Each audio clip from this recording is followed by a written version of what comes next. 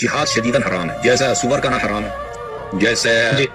شراب پینا حرام ہے، اسی طرح شیعوں کے نزدیک متع کرنا تو حلال ہے لیکن نعوذ باللہ جہاد کرنا حرام ہے۔ یہ شیعہ جہاد کو اس حد تک حرام سمجھتے ہیں۔ وہ آپ نے اس حسن اللہ یاری ملعون کی جو بات سن لی، جیسے اسلام میں سور کھانا حرام ہے نا، شراب پینا حرام ہے نا، ویسے جہاد حرام ہے، معاذ اللہ ثم معاذ اللہ۔ یہ شیعہ حضرات قرآن کریم کی ان آیات کے اور حدیث مبارکہ کے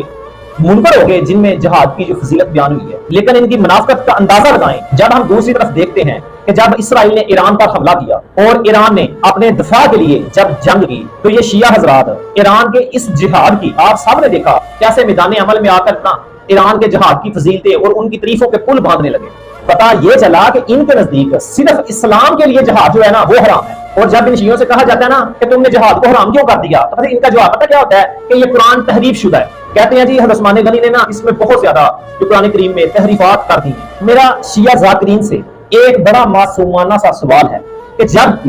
متع کی بات آتی ہے، متع